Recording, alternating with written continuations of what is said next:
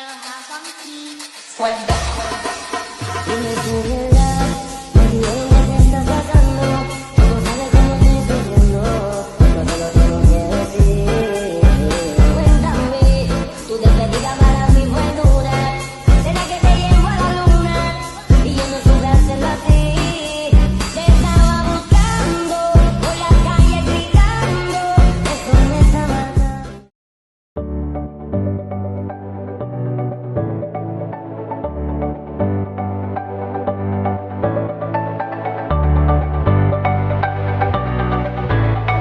Berikutnya adalah perancangan desain sistem.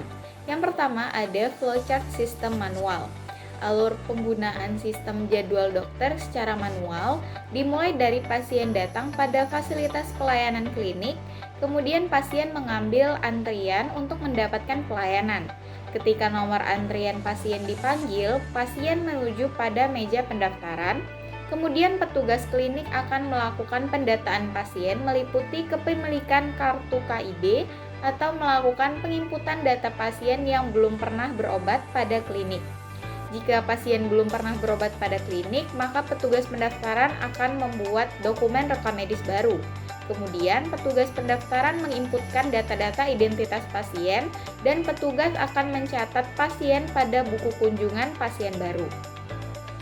Kemudian petugas akan mendata pasien apakah pasien termasuk dalam pasien BPJS atau non-BPJS. Selanjutnya, pasien akan diarahkan menuju poli yang dituju guna mendapatkan pelayanan kesehatan yang diinginkan. Jika untuk pasien yang berobat kembali dan sudah mendapatkan kartu KID, maka petugas akan meminta menunjukkan kartu KID pasien guna mencari dokumen rekam medis pasien. Dan pasien diarahkan menuju poli yang diinginkan guna mendapatkan pelayanan kesehatan rawat jalan. Selanjutnya, petugas memberi pelayanan kesehatan akan mencatat keluhan atau diagnosis yang pasien alami.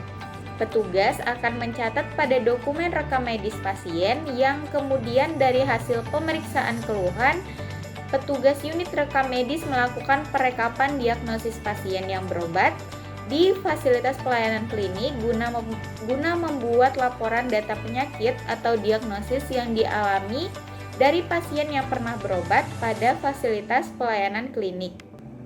Yang kedua ada flowchart sistem elektronik atau sistem pendaftaran rawat jalan klinik Permata Medika.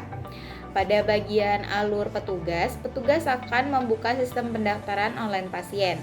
Kemudian jika terdapat pasien yang terdeteksi melakukan pendaftaran, maka petugas akan melakukan prosedur pendaftaran dengan melakukan pencatatan pasien untuk mengetahui apakah pasien termasuk pasien lama atau pasien baru.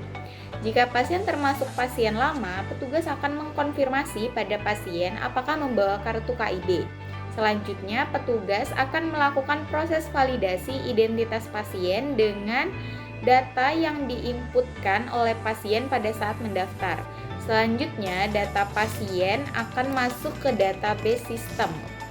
Selanjutnya, pasien akan mendapatkan nomor antrian sesuai poli yang akan dituju atau dokter yang akan dituju. Jika pasien termasuk pasien baru, maka petugas akan mendata pasien pada catatan kunjungan pasien baru. Selanjutnya, petugas akan meminta kartu identitas pasien dan menginputkan pasien pada buku catatan kunjungan pasien baru. Kemudian, petugas akan melakukan validasi identitas pasien dan selanjutnya, data yang telah diinputkan akan masuk pada database sistem, kemudian pasien mendapatkan nomor antrian sesuai poli atau dokter yang dituju. Selanjutnya ada DFD. Yang pertama yaitu DFD level 0. Di sini DFD level 0 akan menggambarkan hubungan antara sistem dan entitas. Di sini terdapat 3 entitas. Yang pertama ada entitas petugas. Entitas petugas dapat menginput dan menghapus data pasien dengan outputnya informasi dan nomor antrian pasien. Selanjutnya ada entitas admin. Di sini admin dapat menginput dan mengedit data petugas dan data dokter, lalu outputnya berupa informasi data petugas dan data dokter. Selanjutnya ada entitas pasien. Pasien hanya dapat mengakses sistem pendaftaran tanpa login dan hanya dan sistem hanya dapat menampilkan informasi jadwal kepada pasien. Selanjutnya ada DFD level 1. DFD level 1 merupakan pengembangan dari DFD level 0. Jadi di dalam sistem pendaftaran rawat jalan klinik Medika Indah terdapat beberapa proses. Yang pertama ada proses pendataan. Di sini admin dapat mengedit dan menginputkan data dokter dan data petugas. Dengan outputnya informasi data dokter dan data petugas. Data yang sudah diedit dan diinput akan tersimpan di database data petugas dan data dokter. Selanjutnya ada proses login. Petugas dapat menginputkan username dan passwordnya yang sesuai dengan database petugas. Lalu outputnya yaitu sistem akan mengkonfirmasi login. Selanjutnya ada proses penjadwalan. Proses penjadwalan didapat dari database data dokter. Di sini ada dua entitas, yaitu yang pertama ada entitas pasien. Pasien dapat melihat informasi jadwal dokter. Lalu ada entitas petugas. Petugas dapat melihat informasi jadwal dokter juga. Selanjutnya ada proses pendaftaran. Di proses pendaftaran, petugas dapat menginputkan data pasien yang akan tersimpan di database data pasien. Selanjutnya, output yang dihasilkan adalah nomor antrian. Di dalam pendaftaran terdapat aktivitas lagi, yaitu proses pencatatan keluhan. Di dalam proses pencatatan keluhan ini, petugas akan menginputkan keluhan pasien dan akan tersimpan di database pasien. Dan outputnya adalah nomor antrian pasien. Selanjutnya, ada proses manajemen rekam medis. Di sini petugas dapat menghapus data pasien yang tersimpan di database pasien dan outputnya berupa informasi data pasien yang telah diperbarui. Dan di dalam manajemen rekam medis itu terdapat aktivitas lagi, yaitu aktivitas pencarian rekam medis. Jadi jika ingin menghapus data pasien, pertama-tama petugas akan menginputkan nomor RM yang telah tersimpan di database pasien, lalu petugas dapat menghapus data pasien. ERD adalah model untuk menyusun database yang menggambarkan data yang mempunyai relasi dengan database. Pada hubungan tabel ERD di samping terdapat beberapa entitas yang berhubungan dengan sistem. Yang pertama yaitu poli. Dalam sistem ini memiliki hubungan dengan dokter melalui relasi. Poli memiliki banyak dokter, artinya setiap poli di rumah sakit atau klinik dapat memiliki beberapa dokter yang bertugas di dalamnya, dan ini direpresentasikan dengan atribut ID poli pada entitas dokter. Selanjutnya yaitu yang kedua, dokter. Dokter juga berhubungan dengan jadwal dokter, di mana dokter memiliki banyak jadwal dokter. Setiap dokter dapat memiliki beberapa jadwal kerja yang diatur, dan hubungan ini dijelaskan dengan atribut ID dokter pada entitas jadwal dokter. Yang ketiga yaitu pasien. Pasien memiliki relasi dengan keluhan melalui konsep bahwa pasien memiliki banyak keluhan. Setiap pasien dapat menyampaikan beberapa keluhan kesehatan selama mereka dalam perawatan, yang dilacak melalui atribut ID pasien di entitas keluhan. Yang keempat yaitu dokter terkait dengan keluhan. Hubungannya yaitu dokter memeriksa banyak keluhan. Artinya dokter-dokter bertugas memeriksa dan menindaklanjuti berbagai keluhan yang disampaikan oleh pasien. Direpresentasikan dengan atribut ID dokter pada entitas keluhan. Yang kelima yaitu admin. Dalam sistem ini berperan dalam menambahkan dokter. Dengan relasi admin menambahkan banyak dokter, setiap admin memiliki otoritas untuk memasukkan informasi dokter baru ke dalam sistem. Dan ini direpresentasikan melalui hubungan langsung antara entitas admin dan dokter. Atribut ID pada admin menunjukkan admin yang bertanggung jawab untuk memasukkan dokter tersebut. Dan yang terakhir yaitu petugas terkait dengan pasien. Dalam hubungannya yaitu petugas mendaftarkan banyak pasien. Petugas ini bertugas untuk mendaftarkan berbagai pasien ke dalam sistem yang dicatat melalui atribut ID petugas pada entitas pasien. Use case diagram. Use case diagram merupakan permodelan untuk kelakuan atau behavior sistem informasi yang akan dibuat. Use case mendeskripsikan sebuah interaksi antara satu atau lebih aktor dengan sistem informasi yang akan dibuat. Pada use case diagram terdapat 3 aktor yang melakukan interaksi pada sistem. Yang pertama adalah pasien. Pasien pada use case diagram hanya dapat melakukan interaksi berupa melihat dashboard dan melihat jadwal dokter. Yang kedua adalah petugas. Petugas pada use case diagram bisa melakukan beberapa interaksi lainnya seperti menginput data pasien, mengedit data pasien, menghapus data pasien, menambah keluhan pasien, mengakses data pasien, mencetak nomor antrian, melihat dashboard, dan melihat jadwal dokter. Dan yang ketiga adalah admin. Admin pada use case diagram bisa melakukan interaksi yang lebih kompleks, yaitu manajemen jadwal dokter, manajemen data dokter, dan manajemen data petugas. Baik, selanjutnya yaitu adalah activity diagram. Di sini activity diagram adalah alur atau aktivitas yang dilakukan dari sistem secara manual.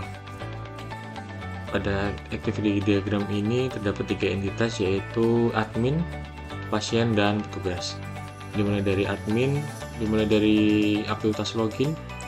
Ada aktivitas selanjutnya yaitu admin melakukan manajemen jadwal dokter.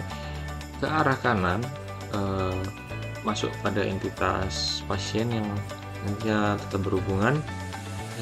Pada entitas admin selanjutnya, setelah manajemen jadwal dokter, admin melakukan manajemen data dokter, selanjutnya melakukan manajemen data petugas, dan selesai. Dan pada entitas pasien mulai dengan membuka website, selanjutnya melihat jadwal dokter yang merupakan tindakan lanjutan dari manajemen jadwal dokter.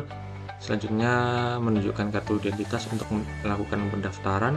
Di sini terdapat 2 cabang, yaitu pada menginput data pasien pada entitas petugas dan mengambil nomor antrean pada entitas pasien. Jika diteruskan pada entitas pasien, yaitu setelahnya adalah mengambil nomor antrean dan selesai. Untuk pada entitas petugas dimulai dari login, lalu petugas membuka menu daftar pasien.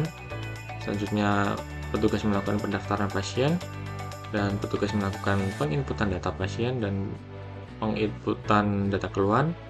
Dan selanjutnya pada cetak nomor antrian terdapat 2 arah, yaitu pada arah entitas pasien yaitu mengambil nomor antrian, dan pada arah selesai.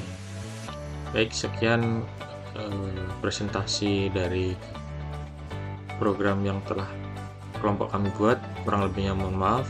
Wassalamualaikum warahmatullahi wabarakatuh. Baik, selanjutnya yaitu adalah bagaimana tutorial menggunakan aplikasi berbasis website yang telah kelompok kami buat. Pertama-tama, ketika kita membuka aplikasi berbasis website, langsung menuju pada jadwal dokter. Di sini menu jadwal dokter ditujukan kepada pasien yang tanpa harus melakukan proses login untuk melihat jadwal tersebut. Selanjutnya yaitu adalah menu login. Pada menu login di sini hanya admin dan petugas yang dapat melakukan proses login yang telah mendapatkan username dan password yang telah ditentukan. Di sini pada menu dashboard admin terdapat beberapa tampilan yang menunjukkan data yang berkaitan dengan jumlah dokter, jumlah karyawan, jumlah pasien yang telah mendaftar, dan jumlah rekam medis yang telah masuk. Selanjutnya yaitu pada menu manajemen dokter, seorang admin dapat melakukan penginputan data, pengeditan data, dan penghapusan data. Pada menu manajemen petugas juga sama dengan menu manajemen dokter, admin dapat menambahkan atau menginput, mengedit, dan menghapus data petugas yang telah tidak digunakan. Selanjutnya kita login menggunakan email dari petugas. Kita langsung diarahkan ke menu dashboard. Di menu dashboard ini kurang lebih sama dengan tampilan di menu admin, ada jumlah dokter, jumlah karyawan, jumlah pasien, dan jumlah rekam medis. Di sini selanjutnya ada menu pendaftaran pasien. Baik, yang selanjutnya yaitu adalah pada menu keluhan pasien. Pada menu keluhan pasien di sini terdapat beberapa item yang ada di menu tersebut. cara mengisikan keluhannya yang pertama yaitu kita masukkan dulu nomor identitas dari pasien yang telah didaftarkan. Kita klik cek data pasien, nantinya akan otomatis terisi semua mulai dari nama, layanan pembayaran, jenis kelamin, agama, dan status pernikahan. Setelah kita klik tambah, maka akan muncul nomor antrian yang kita dapat cetak dan kita berikan kepada pasien.